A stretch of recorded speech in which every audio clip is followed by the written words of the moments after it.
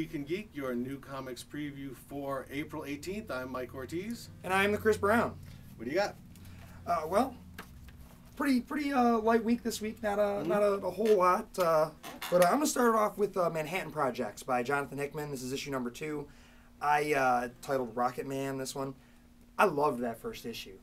I don't want to say too much for those that maybe didn't catch up, and usually I don't have a problem with go ahead and spoiling things if you're a month behind, but this time I'm gonna go easy on you. Yeah.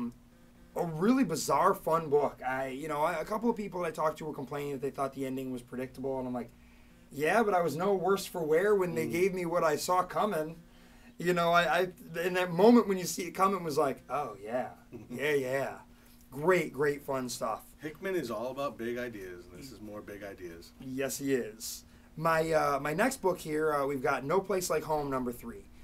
This is kind of an odd, Wizard of Oz sort of thing. It's I kind of like it. Winged monkeys, flying monkeys are causing some trouble in this small town, and some other. Obviously, they opened a portal to something or other, and things are getting a little crazy. I like this book. My favorite Oz adaptation currently is what Big Dog Inc. is doing with The Legend of Oz.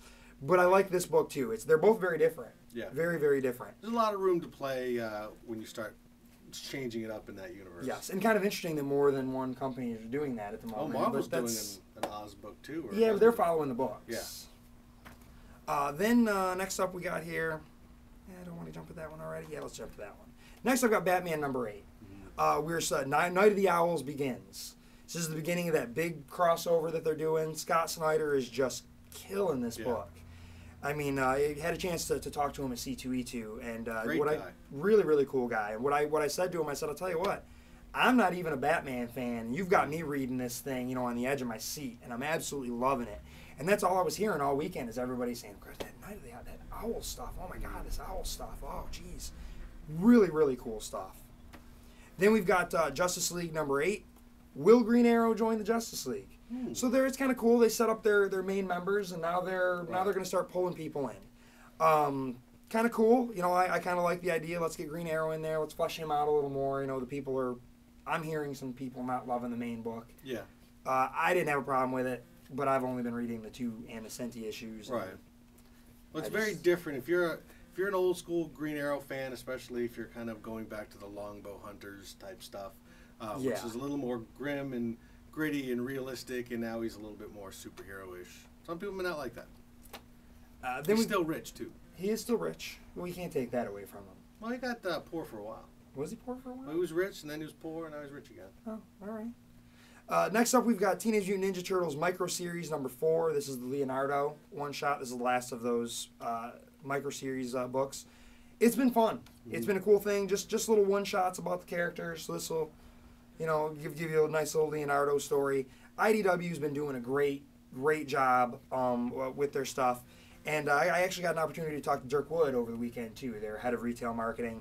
Really cool guy, and he's just, they're trying to sell books, and they're trying to do some cool things over there. And, they recognize that their licensed stuff is doing better, but he's just trying to do, whatever they can to sell more books and keep things going. I mean, they're doing some great books. Oh, yeah. Just need more people buying things other than the Turtles and the Transformers and the G.I. Joe. Things like?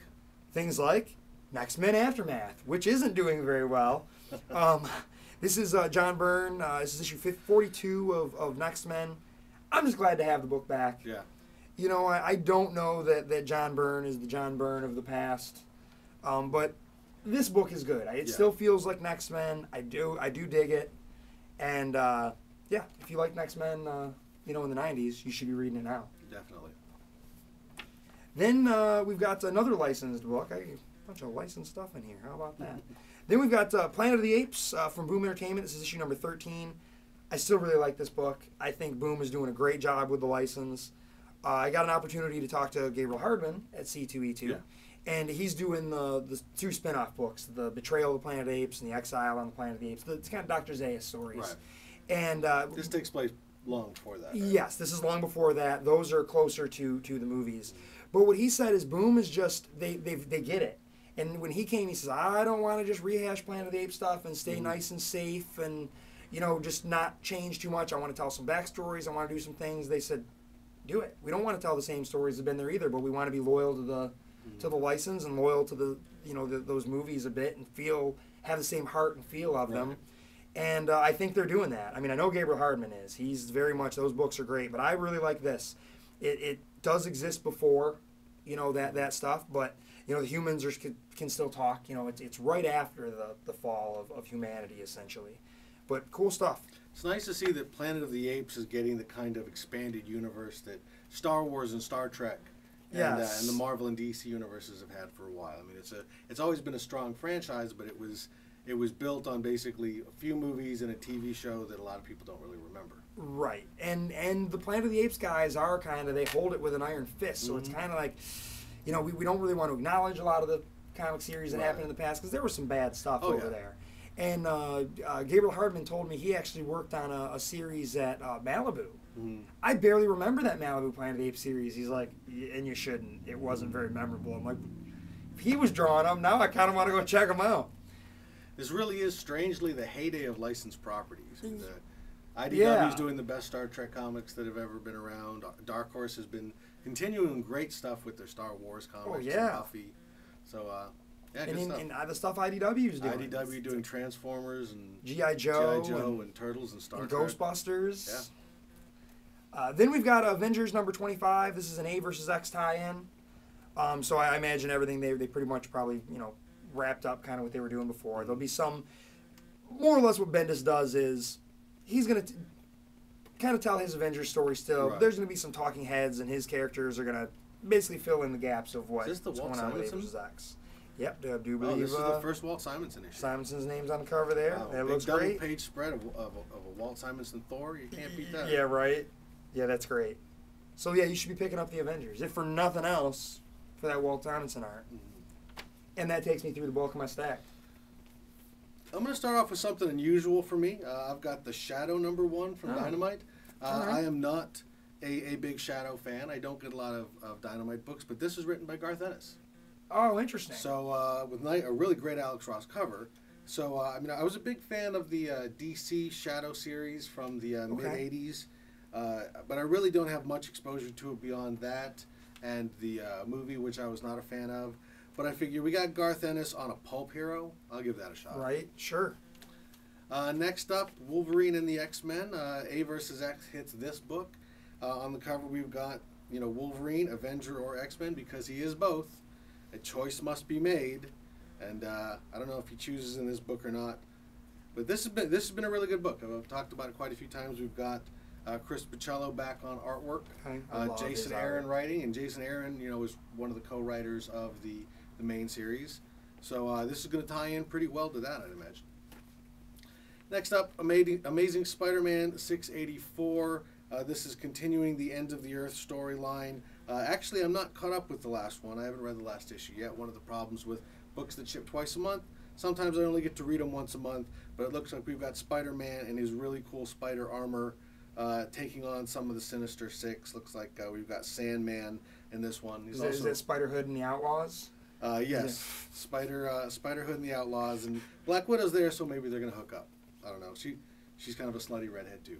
Well, yeah. Next up, Uncanny X-Force #24. To be honest, I was not that thrilled with the Captain Britain Otherworld storyline. Started off kind of interesting, but there was a lot of stuff that maybe you needed to know a little bit more about the Captain Britain and the Omniverse and the family relationships there. And since I didn't, I kind of lost track a little bit in the middle. But that storyline's wrapped up, and now we are back. It looks like we're going to be taking on the Age of Apocalypse Iceman that kind of came over, and recognize this artist. Remendor's done some interesting stuff. Phil Noto. Strange. Looks a little different. He's got a different inker. I think he's got a colorist. He normally colors his own stuff. But again, this has been still a pretty solid book. The X-Men team that actually kills people. The darker, more insidious team. Wolverine and Deadpool and Phantom X and Psylocke and all them. Next up, Irredeemable. Mark Waid has said that this and Incorruptible are ending. Okay.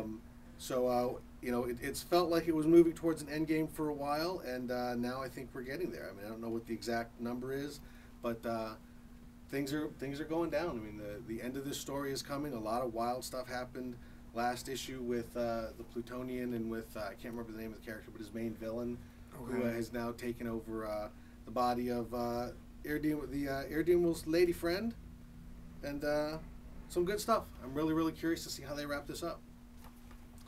Next up, Reset from Dark Horse. This is by Peter Bagg of Hate fame, among other things. He did some good stuff for Vertigo. Has done some good stuff for Dark Horse. He's a great cartoonist. Hilarious stuff. He's got a crazy illustration style. This stuff's really fun. I really enjoyed Hate a lot. I mean, it was really one of those great indie books of the 80s, but or 80s and 90s. But it was very kind of autobiographical, very real sort of thing. And I believe the premise of this is a company that can wipe away memories. So now he's getting into kind of a comedic sci-fi sort of thing. So we'll give it a shot. The stuff that he's done, like Apocalypse Nerd, and there was another hardcover book he did for Vertigo a while back. Really good stuff. Next up, Hellblazer. Hellblazer continues his journey through hell to win back the soul of his sister. He takes on the devil himself, who he has had dealings with in the past, and he's made him mad a few times. So we're going to see what happens with this. I think this is the last issue of the storyline. Either the last issue or there might be one more after this. But again, I've always loved Constantine. Up to be concluded, so there's one more. Good stuff. Really good stuff. Next up, Green Lantern Corps. Honestly, the Alpha War starts here. I don't know what the Alpha War is, but it's starting here apparently. It looks like some battle with the Alpha Lanterns. But this has been a good book. You know, this is the Green Lantern as cop book. Pretty straightforward stuff, but really it's solid, classic Green Lantern stuff. That's my stack. All right, which brings me to the top of my stack here. And there's not going to be a lot of surprises in our top picks this week. Not really. Hey, guess what? The Walking Dead came out this week. Yeah. We have Walking Dead number 96. This is a conclusion to the larger world storyline. It's been kind of interesting. Honestly, Walking Dead, and I love it, and I do, and I've been hanging out. It's been a little slow lately, but you always know it's getting to something, and it's getting somewhere, and they were kind of taking their time. They introduced us to this character, Jesus. There's a new community that they're possibly going to do some trade with. Rick is, skeptical of them, and then they get to the town. And in the previous issue, right away when they get to this town, they're introduced to a threat, and something happens. We pick up right after that moment, and this issue is phenomenal. You get a lot of talking heads, a lot of talking through stuff. However, great character moments. There's a moment where Carl says something, and Rick doesn't even flinch. Jesus responds to it. We're like, oh, that's Carl. That's right. That's Carl's a little badass, and people forget about that. And he just said, and Rick has completely embraced it now. Like, well, this is where we're at, and the kid's right.